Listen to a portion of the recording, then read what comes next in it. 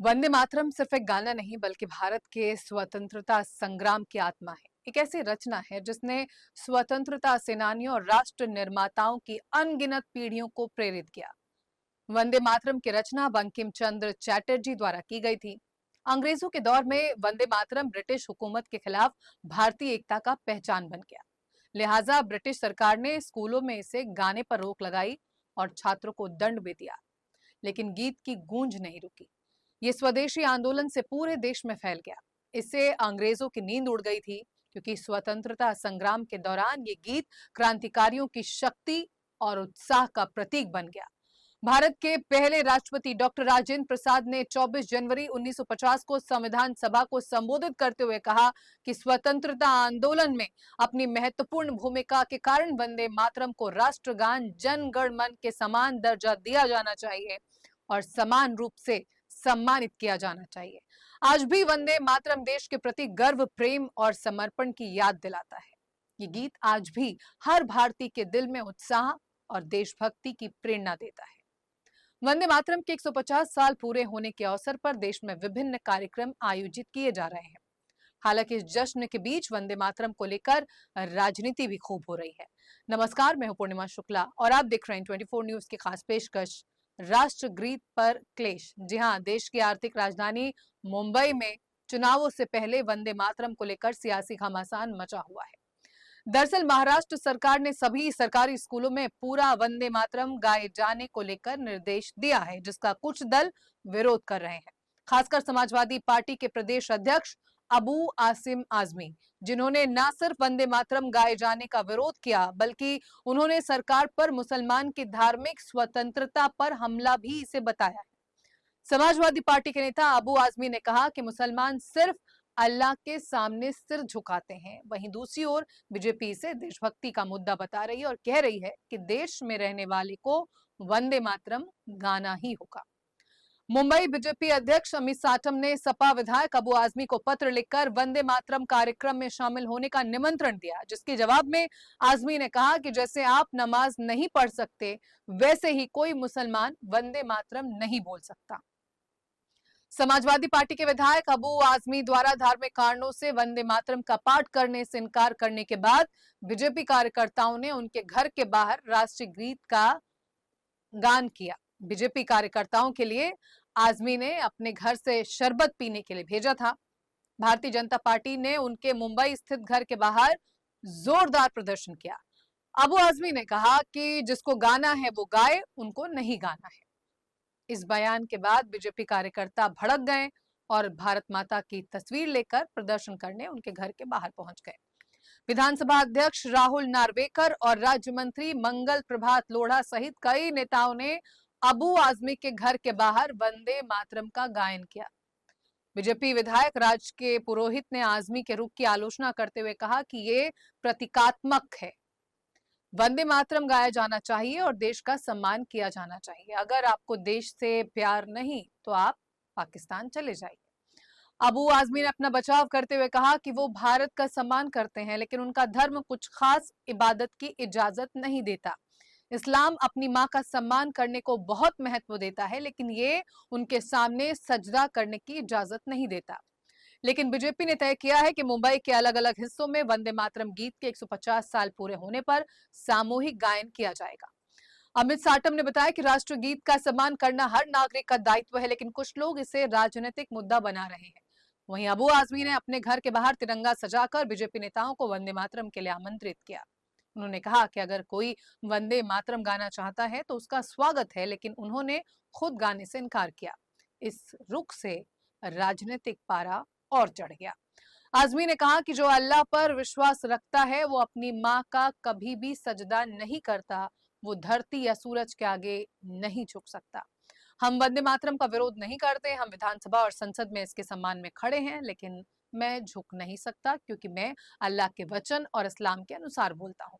BJP नेताओं द्वारा मुस्लिम विधायकों असलम शेख और आमीन पटेल के घरों के बाहर वंदे मातरम गाने की मुहिम पर कांग्रेस ने कड़ा विरोध जताया है।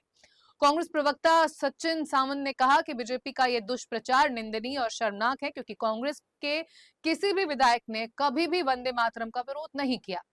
कांग्रेस ने बीजेपी पर तीखा हमला बोलते हुए कहा कि जो लोग संविधान का विरोध करते हैं, जिन्होंने सालों तक अपने कार्यालय पर तिरंगा नहीं फहराया, वही लोग आज राष्ट्रभक्ति का दिखावा कर रहे हैं। पार्टी ने कहा कि वंदे मातरम हमारी रगों में है, इसे हमें किसी को सिखाने की जरूरत नहीं। कांग्रेस ने बीजेपी पर आरोप लगाया कि उसके लिए वंदे मातरम केवल एक दिखावा है, जबकि असली राष्ट्रभक्ति वो है जो एकता, समानता और संविधान के सम्मान में दिखती है। चलिए हम आपको सुनाते हैं वंदे मातरम को लेकर छिड़ी बहस को लेकर महाराष्ट्र के सियासी नेताओं ने क्या कुछ कहा है। किसी के बाप का भारत देश नहीं है, जितना भारत देश उनका उससे ज्यादा मेरा है। मेरे पुरखों ने इस देश की आजादी के लिए बहुत बड़ी कुर्बानी दी है। ये जो है कोई अपने हाथ में कानून नहीं ले सकता। इस तरह के अल्फाज बोलने वाले जरा अपनी हैसियत सोचें, क्या बोल रहे हैं लोग। देश को तोड़ रहे हैं ये लोग। क्या देश में क्या संविधान खत्म हो चुका है? देश का संविधान इजाजत देगा किसको क्या करना है, क्या नहीं करना है। आपकी मुख्यमंत्री से मुलाकात भी हुई थी इस मुद्दे पर? नहीं, मैं इस मुद्दे के लिए मैं किसी के पास क्यों जाऊं इस मुद्दे के लिए? मुझे जरूरत क्या किसी के पास जाने की? मैं मुख्यमंत्री के पास, मेरे एरिया में डेवलपमेंट नहीं हो रहा है। मेरे पास यहाँ पर एक संस्था है, उस संस्था ने इंक्वायरी किया, सबसे कम फंड अगर कहीं मिला है मुंबई में तो मानखुश शिवाजी नगर को मिला है, क्योंकि माइनॉरिटी इलाका है। माइनॉरिटी इलाकों को जो है ना बिल्कुल अनदेखा किया जा रहा है। तो इसलिए मैं कहता कि वहां पे बहुत सारी वो है। 4 साल से इलेक्शन नहीं हुआ है, पैसा चले मुख्यमंत्री मिलने को तैयारी नहीं, मिले नहीं तो वापस आ गया मैं। आपको प्रवोक किया जा रहा है घर के बाहर इस तरह से वंदे मातरम बोलने के लिए स्टेज नहीं, प्रवोक तो मुझे टीवी वाले भी कर रहे हैं। हाँ। कि मैं कुछ ऐसा बोल दूं ताकि उनकी दुकान चल जाए। हाँ। मैं सच बोलता हूं, मैं झूठ नहीं बोलता हूं। मैं जो बोल रहा हूं सच्चाई बोल रहा हूं कि भाई देखो ऐसा है। मैं किसी को मना नहीं करता हूं, जिसको बोलना हो बोले ना, कौन मना कर रहा है? लेकिन सर क्या आपको लगता है इसमें राजनीति की जा रही है? राजनीति ही की जा रही है, दूसरा कुछ नहीं है।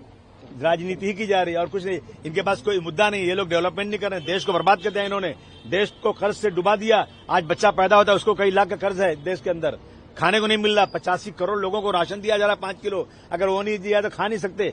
देश की स्थिति क्या है? तो ये लाकर हिंदू मुस्लिम करके ये लोग जो है देश को बांटना चाहते हैं। नहीं, तो जबरदस्ती का प्रोटेस्ट है ना। जबरन किसी को कोई चीज पढ़ाई नहीं जा सकती। जो एक अल्लाह को मानता है, जो अपनी माँ का भी सजदा नहीं करता, वो जमीन का सजदा, सूरज का सजदा नहीं कर सकता। ये इस्लाम में कहा गया है। और इस्लाम में सबसे बड़ा गुनाह अल्लाह का शरीक बनाना है। हम उसका अपोज थोड़ी करते हैं। हम तो हमेशा खड़े रहते हैं असेंबली के अंदर, पार्लियामेंट के अंदर, हम उसका सम्मान करते हैं। लेकिन मैं पढ़ नहीं सकता, इसलिए कि मैं अल्लाह की बात करता हूँ।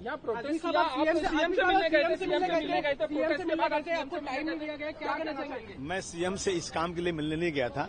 इसके लिए मैं क्यों सीएम से मिला? मैं सीएम से दूसरे काम के लिए मिलने गया था।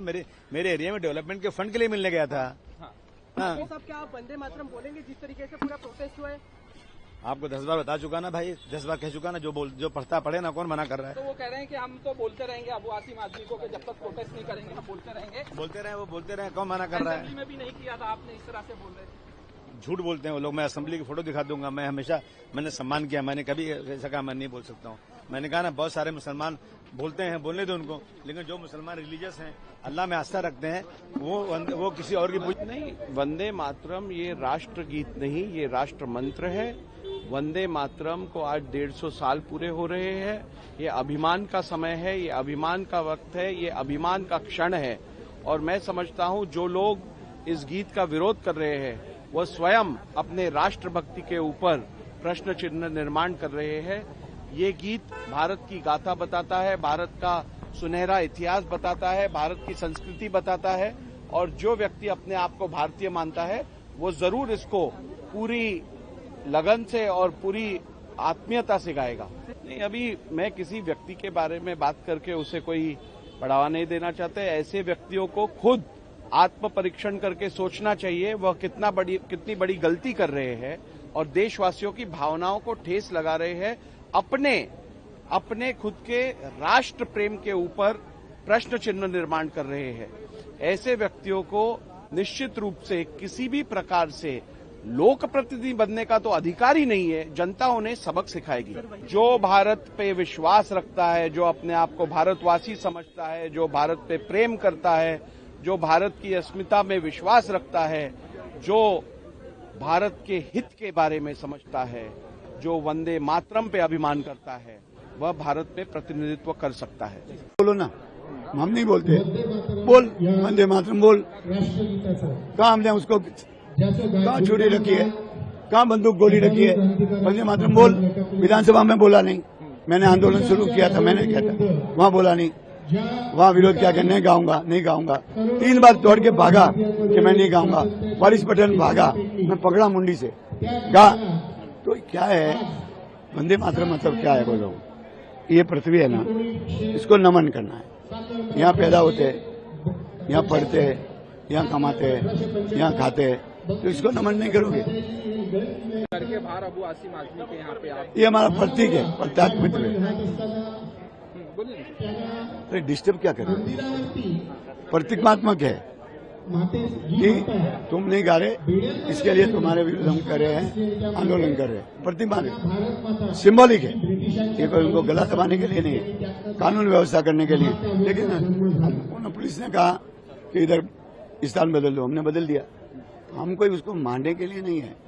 वंदे मातरम गाना चाहिए, देश की इज्जत करना चाहिए। अगर आपको प्रेम नहीं है तो आप जाओ पाकिस्तान, जाओ, इधर क्या है, जाओ ना। अच्छा, हमारे साथ महबूब भाई यहाँ खड़े हैं, इसमें सैकड़ों मुसलमान कार्यकर्ता है, देश में हजारों लाखों मुस्लिम कार्यकर्ता वंदे मातरम गा रहे। आपको क्या तकलीफ है? इतना विरोध क्यों है? ये हमारा बात। तो क्या इसको लेके राजनीति हो रही है? वो वहाँ से बोल रहे हैं कि मैं बोलूंगा नहीं, यहाँ से आप बोल रहे हैं कि आपको बोलना पड़ेगा। क्या क्या नहीं, हम तो कह रहे हैं ना, देश में रहते हो, देश का खाते हो या एमएलए बने हो, तो देश की भावनाओं का ध्यान रखो, और देश की आजादी और देश का आंदोलन और देश का क्रांतिकारी सब यहाँ से हुए। तो कुल मिलाकर बीएमसी चुनाव से पहले वंदे मातरम को लेकर छिड़ी इस सियासी जंग ने महाराष्ट्र की राजनीति को फिर से 2 हिस्सों में बांट दिया है। सभी स्कूलों में वंदे मातरम गाए जाने से जुड़ी सरकारी आदेश को लेकर मुस्लिम समुदाय में आक्रोश है। उनका कहना है कि ना तो वो वंदे मातरम गाएंगे और ना ही अपने बच्चों को गाने देंगे। हालांकि बीजेपी का कहना है कि वंदे मातरम गीत गाया जाना चाहिए, हिंदू मुस्लिम नहीं, बल्कि ये देशभक्ति की बात है। जबकि मुस्लिम कह रहे हैं कि ये न सिर्फ उनके धर्म का अपमान है, बल्कि धार्मिक स्वतंत्रता पर हमला भी।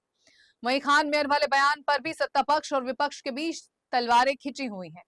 मुंबई बीजेपी के अध्यक्ष अमित साटम ने कहा कि विपक्ष खान मेयर के जरिए न्यूयॉर्क की तरह मुंबई का भी रंग बदलने की कोशिश कर रहा है। तो वहीं विपक्ष का कहना है कि बीजेपी नफरत का रंग घोल रही है। बीजेपी एमवीए पर वोट जिहाद का आरोप लगा रही है, तो वहीं विपक्षी नेता अमित साटम को मानसिक बीमार बता रहे हैं। इसी बीच एक बड़ा सवाल ये खड़ा हो गया है कि क्या वंदे मातरम गाने से इनकार करने पर किसी को सजा हो सकती है या नहीं। तो आइए जानते हैं क्या है इस सवाल का जवाब, और साथ ही भारतीय कानून इस मुद्दे पर क्या कहता है। भारतीय संविधान और केंद्र सरकार की नीति के मुताबिक वंदे मातरम ना गाने पर कोई भी कानूनी सजा या फिर दंड का प्रावधान नहीं है। वंदे मातरम गाना पूरी तरह से स्वैच्छिक है और अनिवार्य नहीं है। सरकार ने संसद में इस बात को स्पष्ट किया कि कोई भी कानून वंदे मातरम के गायन या फिर वंदन को अनिवार्य नहीं बनाता। इसी के साथ इससे संबंधित कोई भी दंडात्मक प्रावधान भी नहीं है। वैसे तो वंदे मातरम को भारत के राष्ट्रीय गीत का मानन दर्जा प्राप्त है, लेकिन इसे राष्ट्रगान जन गण मन जैसा संवैधानिक दर्जा नहीं मिला है। इसका मतलब है कि वंदे मातरम में देशभक्ति का अपार मूल्य होने के बावजूद भी इसे कानूनी तरीके से लागू नहीं किया जा सकता।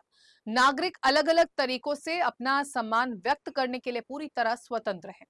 वहीं सुप्रीम कोर्ट ने भी बार बार कहा है कि किसी को भी राष्ट्रगान गाने के लिए बाध्य नहीं किया जा सकता, बशर्ते वो इसका अपमान न करे, बस सम्मान पूर्वक खड़ा रहे। इसी के साथ न्यायालय ने वंदे मातरम को अनिवार्य बनाने से इनकार कर दिया और इस बात पर भी जोर दिया कि देशभक्ति को किसी बाध्यता से नहीं मापा जा सकता।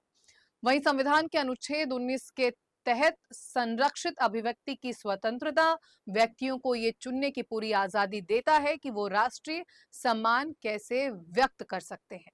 वहीं 2017 में मद्रास उच्च न्यायालय ने ये निर्देश दिया था कि तमिलनाडु के सभी स्कूलों और सरकारी कार्यालय में वंदे मातरम गाया जाए, लेकिन ये भी स्पष्ट किया था कि यदि किसी व्यक्ति या संस्था को वास्तविक कठिनाई या परेशानी है तो उसे बाध्य नहीं किया जाना चाहिए। इससे ये साफ जाहिर होता है कि यह आदेश परामर्शात्मक है, अनिवार्य बिल्कुल नहीं है। इसके अलावा राष्ट्रीय सम्मान अपमान निवारण अधिनियम 1971 राष्ट्रीय ध्वज और राष्ट्रगान के सम्मान को पूरी तरह से नियंत्रित करता है, लेकिन इसमें राष्ट्रगीत को नियंत्रित करने का जिक्र नहीं है। इसलिए वंदे मातरम गाने से इनकार करना कोई भी अपराध नहीं। लेकिन महाराष्ट्र में चुनावी दांव खेलने की कोशिश हो रही है और इसीलिए अब वंदे मातरम को लेकर बहस छिड़ी हुई है। फिलहाल इस पेशकश में इतना ही। खबरें इन 24 न्यूज पर लगातार जारी हैं। बने रहिए हमारे साथ, देखते रहिए इन 24 न्यूज। नमस्कार।